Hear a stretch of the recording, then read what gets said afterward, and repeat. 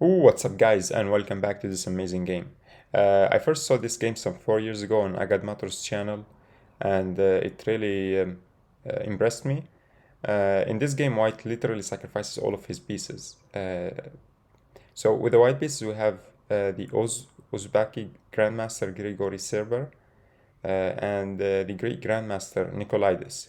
This game was played in 1993 in the St. Petersburg Open. I think Alexei Derev won that tournament, but I'm not sure about this. Um, so yeah, let's check out the game. I will go through the game and also try to explain to you how Black could have avoided these sacrifices in the beginning. At the end, I mean, Black was completely lost, so there was no way to save the game. But at the beginning, Black could have played a bit more carefully to in order to avoid all of these sacrifices. So White opens with c4. Now we have the English opening, but after g6, e4, bishop g7, it will transpose into the King's Indian. Now e4 here, you have several moves. E4 ensures that d5 is never played, so in a way you avoid the Grunfeld. But also after e4, Black has the chance to play c5 here or e5. Whereas if you go after g6 here, d4, then you might run into the Grunfeld later, but you avoid c, or like you, in a way you play against c5 and e5. So we have e4 here, bishop g7, and now d4. So White grabs the center and says, okay, now c5, d5, and e5 are not as good. There's e5 is still a move here, actually. After d5, you could try to play for f5, but Black decided to go for the King's Indian defense with d6, and after knight c3, knight f6, this is the King's Indian defense. And now White plays this move, knight ge2. Now the idea of knight g2 is to go to g3, maybe later go h4, h5, and try to open up the king side. And also after the knight goes to g3, you could play f3 to cement your e4 pawn. So knight bd7, knight g3 by White, c6. C6 is a typical move in these structures, so you control the d5 square, so the knight cannot jump there, and also you prepare the following pawn break. After bishop e2, a6, so a6, c6, and you go b5. This is typical in the King's Indian defense, and this is mostly played against these like structures where you get a Samish pawn-like structure, so with f3. So that's a typical way to attack this pawn structure without closing this bishop. So Black here tries to delay e5, whereas if you play e5 here, d5, this bishop is closed. Okay, this is playable, but you attack the center, but you closed your bishop. So here with c6, a6, and b5, White tries to avoid blockading this bishop. This is some minor difference here. So h4, h5, that's also a typical idea. When the knight is on g3, you play h5, h4. You attack the knight. You don't want to allow White himself to, let's say you go, just to show you, you don't want to allow White to get h5 here. This is now very bad for Black. H takes could be a threat sometimes. h6 is very annoying here. So you don't want to allow White to advance his h pawn. You want yourself to advance your h pawn here. So bishop e3 and now h5.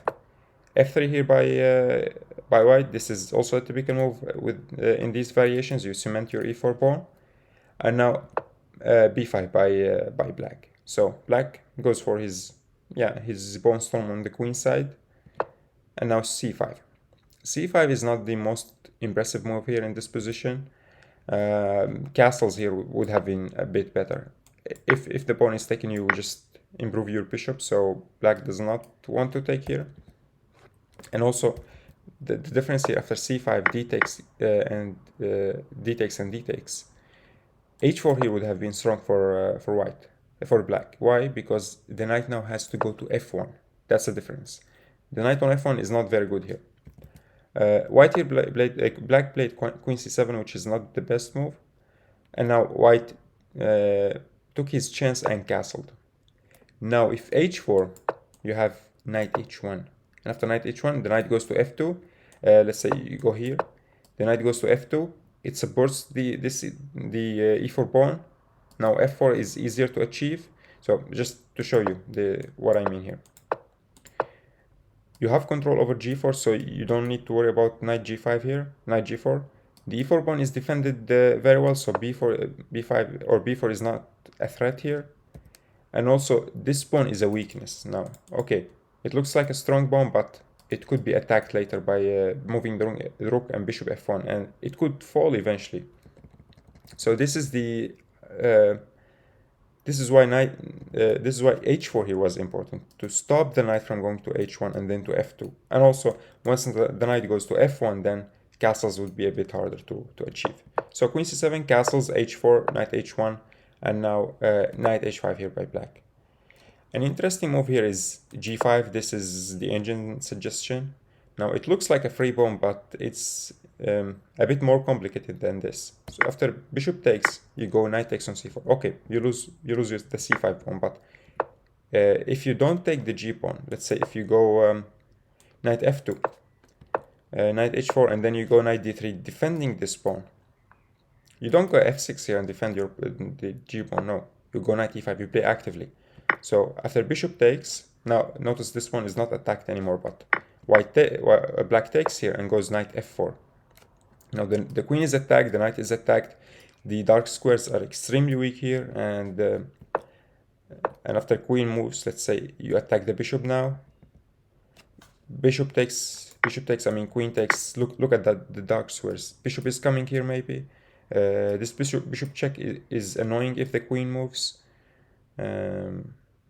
I mean, black has very good compensation here for the pawn. The engine gives black -1 advantage. And if the queen moves, then you go back. This bishop has not made so many good squares. You move. Now this is also a threat, so you have to move your king. And now I take your bishop and bishop h6. You move the queen. I go queen f4, and this queen is getting trapped at the end. This is a long variation, but it's very hard to consider if you haven't prepared this g5 move. I mean, it is a free pawn actually, but you have to see very deep into the position and evaluate that the play you get on the dark squares is efficient for you to sacrifice a pawn for it. So this was not played. Knight h5, which is a logical move here.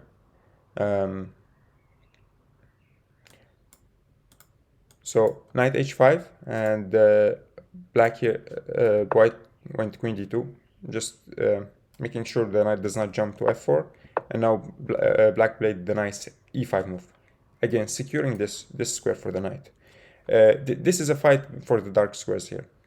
You can see that white has weak dark squares here in his camp, so black wants eventually to trade these bishops if possible, or just to win this bishop. If white loses this bishop, then the dark squares would be quite vulnerable, and knight g3 could be an idea later. Yeah, the dark if you get this knight here, then it's almost game over. So it's a fight for the dark squares right now. The knight goes to f2. Now knight f1, knight f8 by black. Knight f8 was not a good move here. Now knight f4 was necessary. I will explain why. Now after knight f1, white played the nice a4 here, attacking this structure, and white here saw really deep into the future. So a4, this is a key move here for the next sacrifice. b4, and now comes the first sacrifice in the game, knight d5.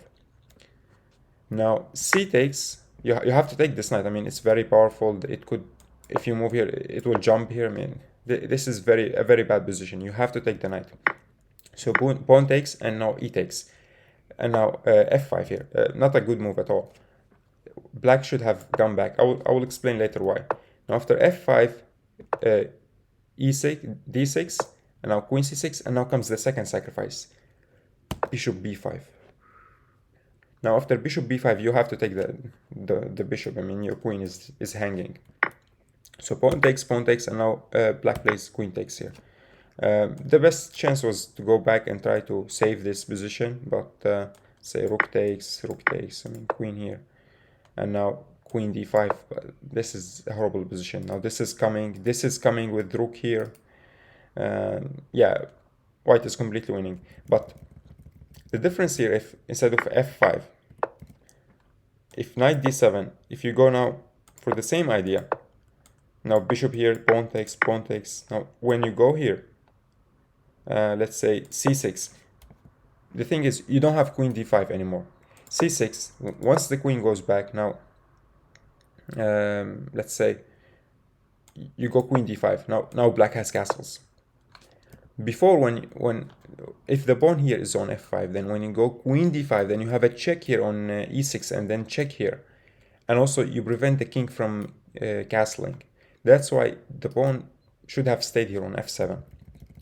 So let's go back.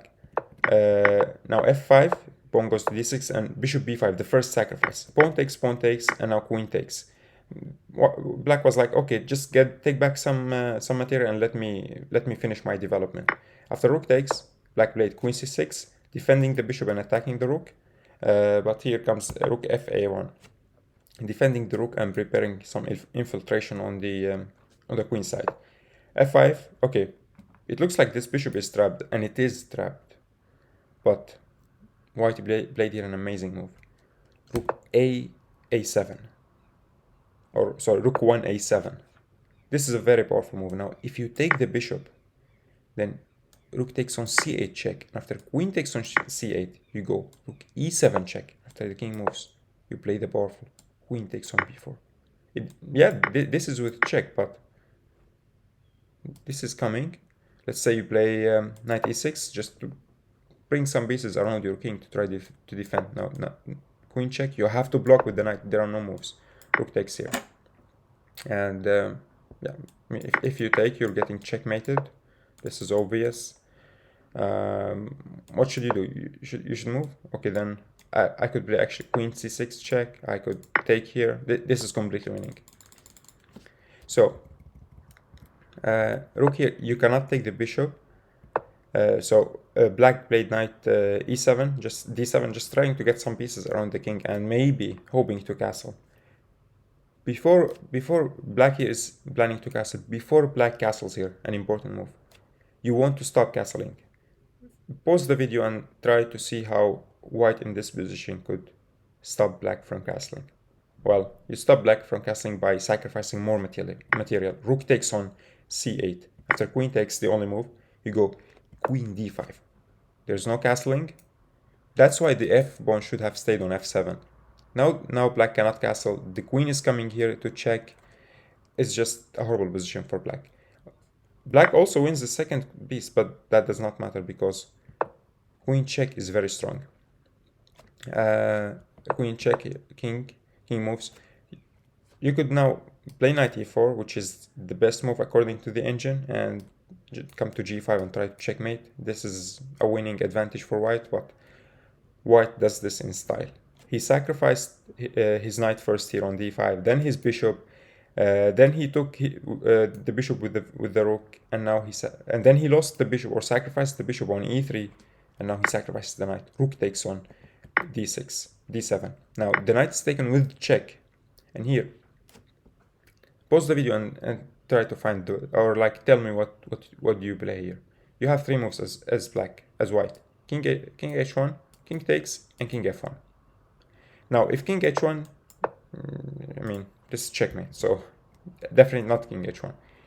If you take here on f2, then you are getting checkmated because queen takes on c5 is very powerful now. If you go here, then you lose your queen. If you go to, let's say, f1, then yeah, queen c1 is completely winning. King f2, I check you back, you go king f1. Now knight g3 here is checkmating, so I think check, king takes, let's say you take, you go check king, and this is checkmate.